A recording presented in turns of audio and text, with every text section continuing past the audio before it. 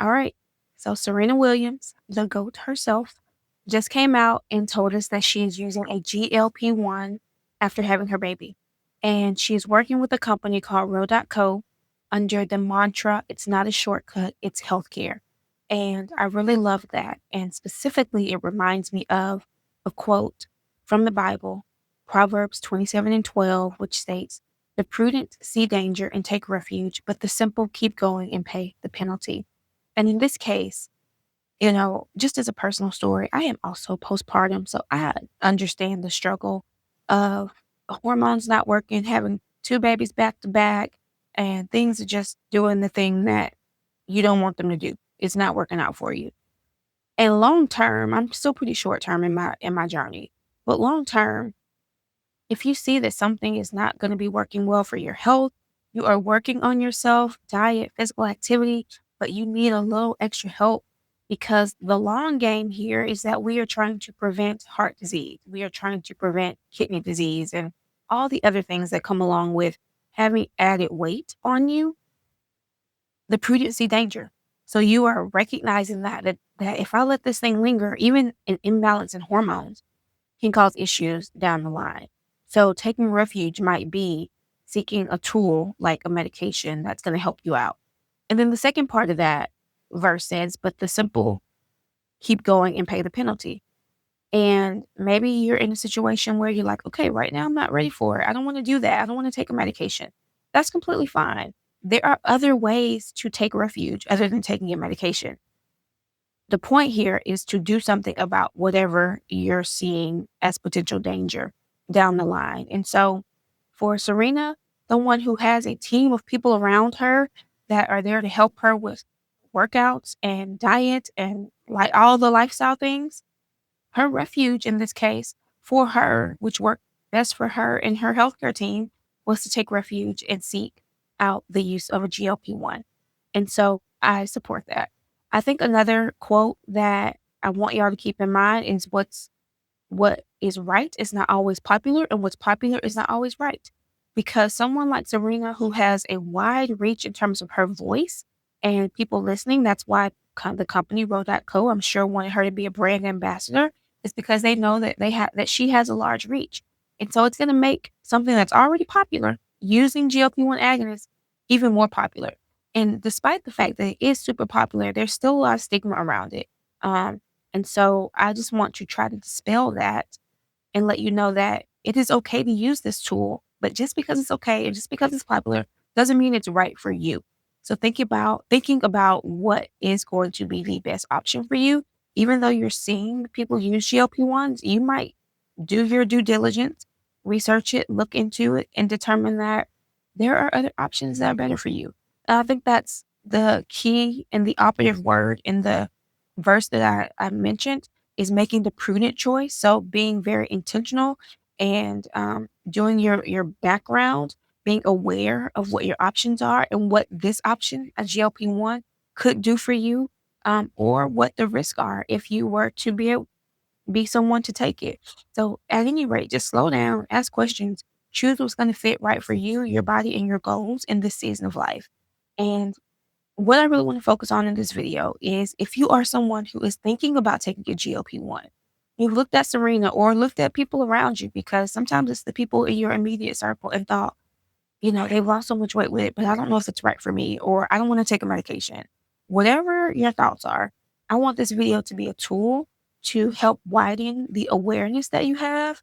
And it's a principle that I call my AAA principle: awareness, access, and action. You need to be aware of what your options are. If you're not aware and you do have access and you're taking action on something, that could be a dangerous thing. So step one is awareness. Do you know what these medications are, how they work, what their benefits are, what their risks are, how you could afford it? So access, all of that. I'm going to talk about in this video. So if you don't know, my name is Takova. I am a medication literacy advocate, and I'm the community's pharmacist. I want to help everybody out and make these medications make sense for you so that you know how to go make confident choices about your health. And just to be clear, to be very clear, I'm not here to pick between Ozempic and Mounjaro or all the other ones out there. I'm just here to report on and simplify what all of these medications are and how they can be helpful so that you can make the decision. And I also want to be clear that just because you take a medication doesn't mean that you don't need to integrate lifestyle. So continuing to focus on your diet, your physical activity, all of those things that go hand in hand with your lifestyle, and also adding medications into that. So I want to start off with what these medications are. And we have a lot of them actually. The two OGs, the two parents or grandparents, I should say, of the family of GLP-1s are going to be Exenatide and Liraglutide. And so Exenatide goes by two brand names. And I'm going to give y'all the generic and the brand name for all of these because you may hear one person say one and another person say another so that you know that they all go together. They're the same. So Exenatide is the brand name Byetta or Bydureon. Liraglutide is the brand name Victoza. It also has a brand name Saxenda. And I'll put these on the screen for you guys. But those two medications are two of the older ones in this class. And I'll talk about how they're used later, but they're GLP-1 agonists. So just GLP-1, and that'll matter in a second. Then we have Semaglutide, which is the most commonly talked about one lately, I guess. One of the most commonly talked about ones lately. And it has three brand names: Ozempic, Wegovy, and Rybelsus. So Semaglutide goes by three brand names: Ozempic, Wegovy, Rybelsus. And it is also a GLP-1 agonist. And then we have Dulaglutide, which is the brand name Trulicity. And Trulicity is also a GLP-1 receptor agonist. Now, the final agent, Tirzepatide, goes by two brand names, Mounjaro and Zepbound. Tirzepatide specifically is not only a GLP-1 agonist, but it's also a GIP agonist. And so let me just pause here and talk about what this means, because part of awareness is knowing that GIP and GLP are hormones, okay? The word agonist essentially means that they are causing a positive response.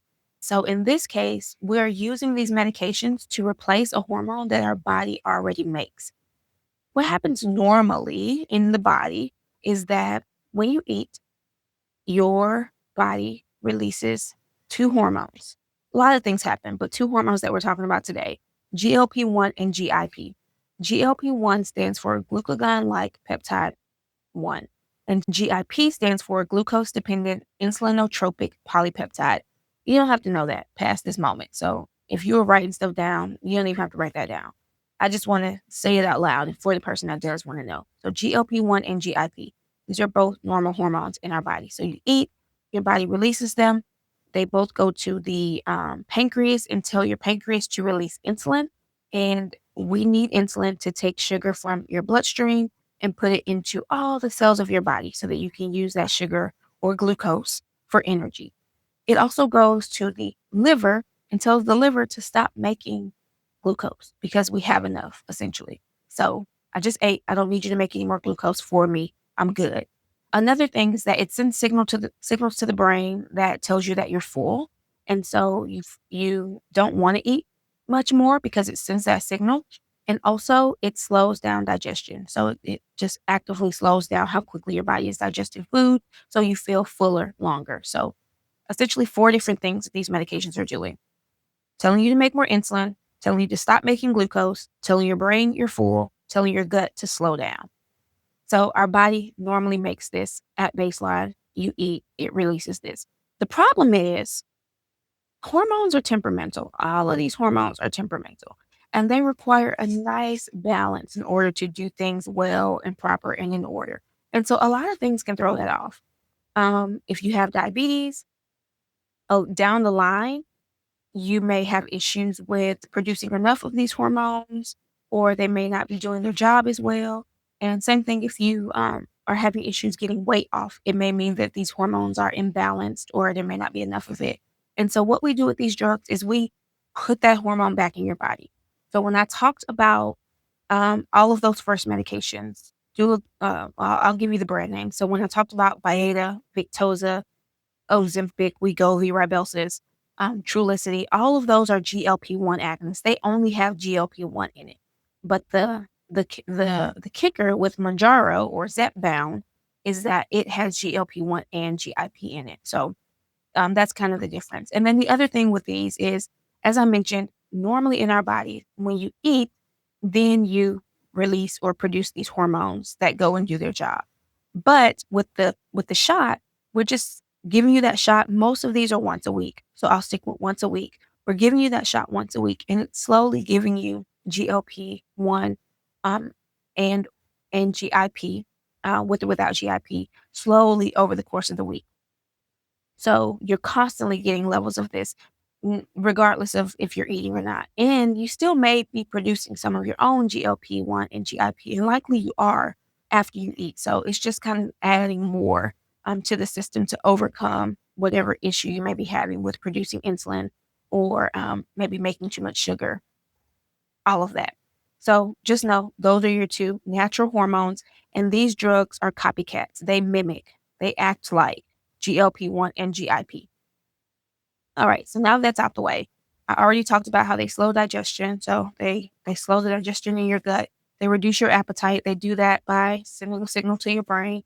And they help insulin work better by, or excuse me, they help insulin work better by allowing your pancreas to release more insulin and telling your liver to stop making sugar or glucose. And then Tirzepatide, because it has both in it, GLP-1 and GIP, you may see some stronger results with it. That is loosely the case, because you could have two people, um, one person on Semaglutide and one person on Tirzepatide, and they both work really well. All right, so why do we have so many brand names? And why am I switching back and forth between brand and generic names? Because I want y'all to get used to hearing them. Again, I think it matters because most of these drugs are still brand only, but because so many companies are producing their own compounded versions and they're going by the generic names, I want you to know what generic name goes with what brand, because the brand name can only be used by the company that branded it. And those things are FDA approved. And then the generics, or the generic name, is the name that anybody can use anywhere, anytime.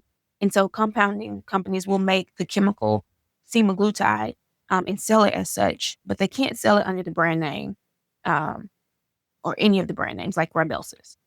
So specifically, Byetta, which is Exenatide, was approved for type 2 diabetes. And that's one of the OGs, one of the oldies. And then Liraglutide, which is branded under Victoza and Saxenda, has two different indications. So Victoza was originally indicated for type 2 diabetes, but also it helps with reducing your risk of cardiovascular disease. And that was really important, because if you have type 2 diabetes, you are at an increased risk than someone without diabetes of having a cardiovascular event like a heart attack, a stroke, things like that.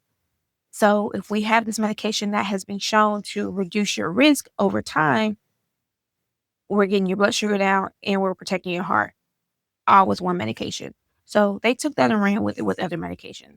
Now, liraglutide also has the brand name Saxenda, and that one was specifically for weight management.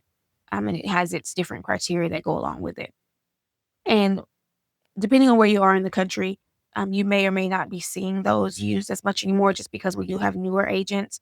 And so we've mostly moved into using semaglutide. And so semaglutide, with its three brand names, Ozempic, which was approved for type 2 diabetes and also shown to reduce your risk of heart conditions. Wegovy for weight, was approved for weight management. And it also was shown to reduce the risk of heart attacks, stroke, and also overall cardiovascular death. So death from some type of cardiac event, it was shown to reduce the risk of that. And then Rybelsus is the oral option for type 2 diabetes. So it's also semaglutide, but it's the only one that we have FDA approved right now that you can take by mouth. And that's hard because hormones are very sensitive. So if you take them by mouth and they go into the gut, they're broken down very quickly before they have a chance to even distribute and get to the body and do their job. And so they developed a very unique technology for Rybelsus that allows it to stay in the gut long enough to be able to be dispersed before it's broken down. Um, and so just know that if somebody's selling you an oral option of a hormone, in this case GLP-1, then just make sure that you do your due diligence to look into it or ask somebody about it, to make sure that it is actually a viable formulation of that's going to be able to be absorbed throughout the body. And then we have Dulaglutide, which is Trulicity, and that is currently approved for type 2 diabetes. It also helps reduce heart issues. And then finally, we have Tirzepatide, Mounjaro. The brand name Mounjaro for Tirzepatide is for type 2 diabetes, and the brand name Zepbound is for weight management. Zepbound also has a added indication for obstructive sleep apnea in individuals with obesity. So that's a unique thing about Zepbound. The reason why I want to bring out the indications for all of these is because let's just say you want to lose weight, but you don't have diabetes. If your physician calls in or your practitioner calls in Mounjaro for you, Mounjaro is for type 2 diabetes. Your insurance probably isn't going to pay for that if you don't have diabetes. And so then you're doing this back and forth circle around of like, well, why can't I get it? Why wouldn't I pay for it? And it's because they require you have diabetes. But if you call in Zepbound, maybe they'll cover it. The other thing to keep in mind is that you may have an insurance, and like the insurance companies aren't going to just willy-nilly pay for all of these and have all of them on their we call them formularies, but on their list of medications that they'll pay for.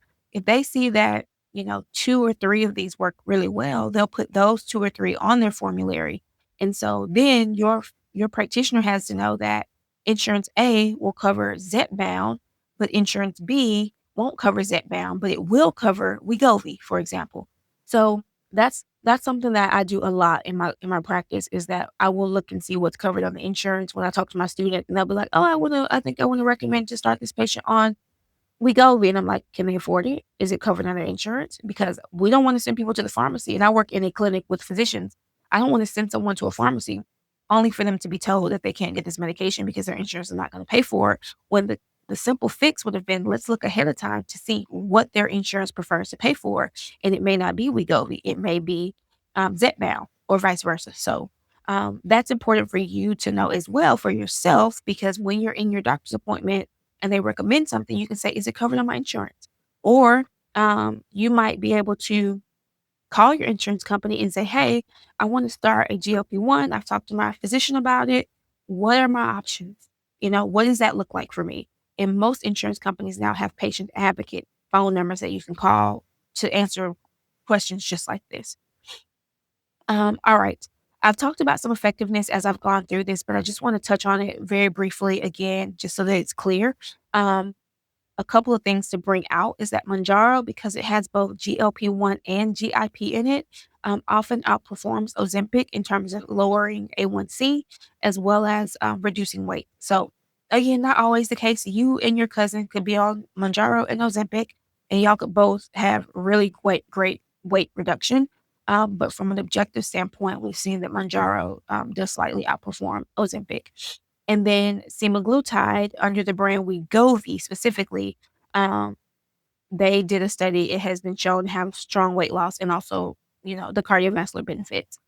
One thing I do want to point out here is just because a drug hasn't done a study doesn't mean that it can't do that thing. So sometimes your physician may say, yes, Wegovy, or your pharmacist may say, yes, Wegovy has the strong weight loss benefits, but we know that we also get that with Mounjaro. So we're going to try that one. So it may be a matter that Mounjaro just hasn't done a study to prove that yet, but anecdotally, we're seeing it in our patients and in our population, which is really good data as well. And then Dulaglutide and Liraglutide, those are good medications as well if you're on those for your diabetes. They have steady weight loss with them, but it's just not as dramatic as some of the newer options. And then again, just another side note is I'm talking about the numbers, lowering your A1C, lowering your weight, but also think about what's sustainable for you from a cost perspective, from integrating into your lifestyle, taking the shots every week. How long do you want to be on this before you decide to come off of it and try to see how you do without medication? So thinking through some of those things ahead of time can help set you up for even better success in the long run. And now I want to talk about side effects, because one of the big things that I don't think is talked about enough is the muscle loss with these medications. And part of that is because you're losing weight, you're feeling fuller longer, and unless you're somebody who really, really likes to work out, that part of your life, may take a back seat. You're like, the weight's coming off with the drug, so I can use my time in different ways. But I would caution you on that. Like, try to at least do some strength resistance training 2 to 3 days a week. And that can look, doesn't have to be as dramatic as you think. Like, you don't have to get up and go to the gym or any of that. Just turn on a YouTube video or do something in your living room where you are causing your muscles to work, and continue to challenge your muscles over time. Because that muscle loss can also be detrimental on your weight long term for metabolic health and some other things as well. So we don't want you to lose a bunch of muscle mass, because weight just comes off, and it comes off as muscle and it comes off as fat. So we want you to maintain as much muscle as possible while you're on this medication. The more common side effect that people talk about is the nausea, vomiting, constipation, which makes sense. If you are trying to eat your first couple of meals like you did before, but you're on this drug now, you're gonna feel like you need to throw up because that food's just sitting in your stomach. It's not your stomach, but it's just sitting there. It's not being digested as quickly. And so it's gonna make you feel like you need to throw up. It's gonna make you feel nauseous, and it's gonna make you constipated because it's just not going through your system as fast. Some people have diarrhea with it, not as common. You're mostly going to see the nausea, vomiting, and constipation. Also, some rare things, but important things to think about is if you have or have had gallbladder issues, or if you've ever had pancreatitis, or if you have ever had, or somebody close to you in your family has had thyroid cancer. It's worth a deeper conversation with your provider about whether or not this medication is going to be right for you. Okay, let's talk about costs. If you're paying out of pocket, no insurance, no assistance programs, nothing like that. I mean, retail, these meds are going to go for $1,000 plus per month. So let's think about what are the things that may be able to help you pay for them. The first is insurance. That's the easiest one that you think about.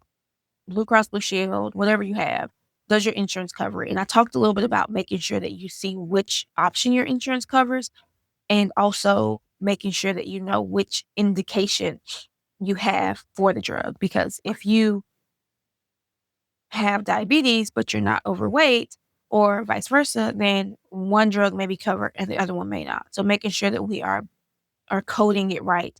And that's part of it is on your physician, but also I think part of it is on you to kind of know what that looks like for you, and be able to ask those questions. Because sometimes if it's someone who hasn't prescribed them very often, they may not be aware of those little subtle differences between like prescription patterns. The other thing is that a lot of times the insurance will require a prior authorization, and prior auths are annoying for everybody. Okay. The insurance does it, and I understand why. They do it so that you're not just like willy nilly people out here writing prescriptions for all the things without some type of checks and balances. And it's usually for high ticket drugs. So they're not getting a prior authorization for like super cheap medication. It's for the high price thing. So it just know if you've ever had to deal with this as a patient, it is annoying for the patient, it is annoying for the pharmacist, it is annoying for the physician, all the P's, the patient, the pharmacist, and the physician, because sometimes we don't know when a medication is going to need a prior auth. If we have been dealing with, I keep using Blue Cross, it's not because of any reason other than I have Blue Cross, so it's top of my mind. But if you are used to patients having this particular Blue Cross plan, you may know upfront as a physician that it's going to require a prior authorization. So you can let your patient know that before they leave. So that your physician may say, hey, when you get to the pharmacy, it's going to kick back for a prior authorization. We'll fill out that paperwork as soon as possible and get it turned back in. So as a patient, that's helpful. Like, you're aware now. So when you get to the pharmacy, you're not as irritated because you're aware. But also, insurance companies change. So sometimes one thing that didn't need a prior authorization now does, because they've reevaluated the cost or how much they're spending on it, and now they added this extra layer. Or sometimes things that used to need a prior authorization don't. And we're like, hey, you're probably going to need a prior auth. You get to the pharmacy and it's all good. But we don't know that until we actually run it through your insurance. And we can't run it through your insurance until you take the prescription to the pharmacy or it's called in or whatever. And then you get there they run it through on their computer and you get there to pick it up. So just be able to manage your expectations in that way, because sometimes the physician themselves are actually completing all the prior auth paperwork for all their patients. Some clinics that are larger, like my clinic, has a dedicated person that does prior authorization, and she is pretty well versed on what each medication is going to need in terms of criteria. So she can pretty quickly go in and get that done. And if it's a patient that she has a question on, she can just go right into the clinic and say, hey, Dr. Such and such, this patient needs a prior auth. This is the issue. Do they meet this criteria or do we need to switch it up? And then we can, address that in the moment. But if it's a physician who hasn't prescribed these medications very often, or if they're not familiar with your insurance, just know that they may not have known that it was going to need a prior authorization. And a prior authorization is not a denial of getting the medication. It is just an added step that we have to go through that may take time. So if the physician is doing those prior auths themselves, it may take a little more time, depending on how efficient they are at getting to those. If there's someone in the clinic designated to do those, it may be a little bit of a quicker process. Then you have patient assistance programs. So most of the big drug companies have these savings cards that you can use, or patient assistance program cards. And some of them, if you meet criteria, can be as low as zero copay per month for multiple months or up to a year, depending on what the program is. And so it's worth asking. Most of the time, you have to meet some type of income need or income requirement in order to uh, be eligible for these, but just know that they are available for most companies. And for all of these GLP-1, they have some type of patient assistance savings card process. So just look into that. For my hospital, we do have someone embedded in our pharmacy who helps patients walk through the patient assistance paperwork, but not every place has that. So you may have to go talk to your pharmacist or talk to your physician and find out what the criteria are. You can usually look it up on their webpage as well, but if you need some help navigating that, you can talk to your healthcare team just to figure out what the criteria are and what things that you need to submit in order to get approved for that patient assistance program. So again, it may take a little bit of time, but taking that time on the front end will save you time and energy and headache on the back end. You can also do direct cash or direct pay from drug companies. It's less common. It's more common to go through an intermediate who is directly paying the drug company. So um, Bro.co is one of those types of companies. They go direct from the drug company. They get the medication and then they give it to the consumer. They also will look at your insurance to figure out what might be the best payment option for you, if it's one of their tiers or if it's through your insurance. And you can usually come out quite a bit cheaper. And if you don't have insurance, they will help you out with the cost, or they will give you cost options for that as well. The other thing I like about Ro is that they have telehealth platforms, and I definitely think you need to go in and see your physician, but they have coaching. So you can get somebody to help you along the way with the lifestyle pieces of it, the labs and all of that. So, I mean, programs like that are a good option, especially if access to your physician or your pharmacy, or your nutritionist or dietitian or whoever is not as readily available as you would like it to be.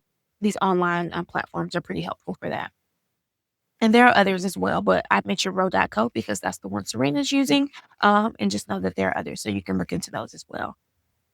Now, the final cost piece of this is compounding pharmacy. And compounding is, that is the core of what we do in pharmacy, of who we are, who we were as pharmacists. And so I love a good compounding pharmacy. It's very nostalgic. But I want you to be cautious of some of the newer compounding pharmacies that are popping up just to capitalize on things like this, because there is no FDA approval for that. Some of them are probably great. So that this is not me saying don't use them. It's me saying be aware of what you're getting into, and just do your research to make sure that whatever they're giving you is accurate and appropriate, and that they are using the best scientific methods, and that it's not a pharmacy that's popping up that's so unregulated that it's going to cause you more issues than benefits. There's one place called Skinny RX. They have drops and they have oral Tirzepatide. And I think these are all very novel approaches. How well do they work? I don't know, but it's just something to be cautious about, because none of them are FDA approved and they don't have to go through any dosing or safety studies in order to prove that they work. They don't have to go through any efficacy studies to prove that they work. They're just making it and they're telling you that they made it, and it's the same thing as this other company because they use, similar chemical makeup, and, go with it. So take that how you will, but just be cautious. And that's just to say that just because you have access to something does not mean that you should use it. It may be affordable, but safety is the biggest thing at the end of the day. So just be cautious. With all of these medications, it's really important to just shift your mindset around what you're taking and why you're taking it. Don't look for a winner. Don't look for the best medication according to this person or that person. Look for what fits your body. Look for what fits your budget, and look for what fits your lifestyle. And continue to ask yourself, what are my labs? What were they? What do they need to be? When do I need to get labs again? What numbers am I looking for? What are my health priorities? Is it to lose weight? Is it to prevent heart disease down the road because my family member had that and I don't want to deal with that? Is it to move around better? Maybe it's not even that big of a deal. You just want to feel better. Whatever your health priorities are, it's fine and it's up to you. Think about what you can handle as far as side effects and try it out. See if it works for you. And if not, pivot and try something different. Be very cautious and look into your insurance and think about what your budget will allow in the short term and the long term, because there are usually additional options out there. And I didn't even get into things like GoodRx and online programs like that sometimes have very good cost for medications. I do have a separate video on that. If you want to watch it, I'll link it here so that you can watch that later, just talking about different outside things that can help with cost as well. You can also think about, do you even need a med, or do you want a med, or should you first continue to work on your lifestyle, which we always recommend lifestyle first. Or do you want to work on your lifestyle while you start the medication? So just thinking about what approach works for you. But at the end of the day, looking at yourself as the CEO of your healthcare network, like you are in the driver's seat, you are the boss, you are the business manager, and all the rest of us work for you. So if you're driving and you want to go left and I say go right, you can go left if you want to. But I want you to think of everybody else in the car with you, everybody else on your team is your advisor. So if they say go right, you might think, why should I go right?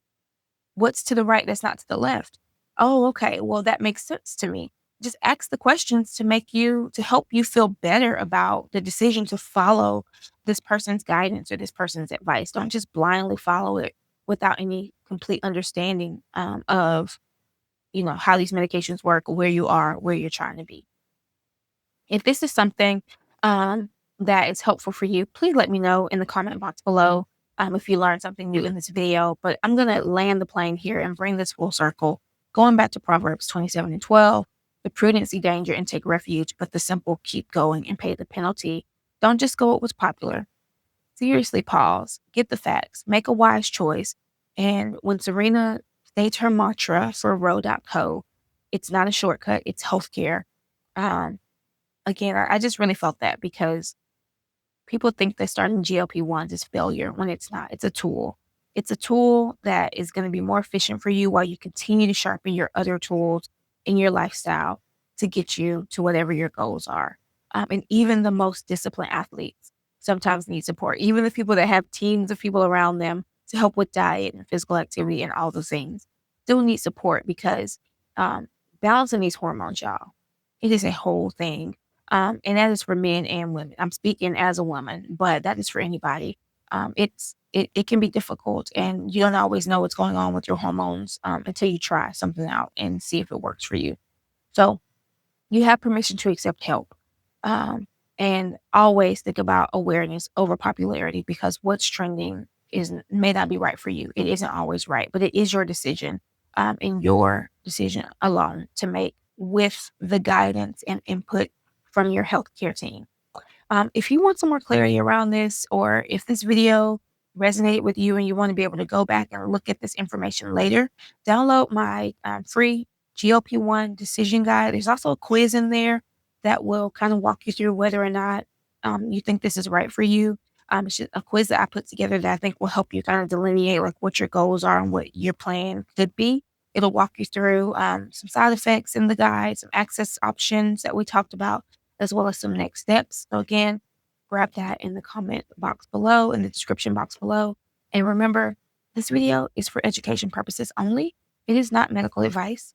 Always, always, always talk to your healthcare provider before starting, stopping, or changing any medication.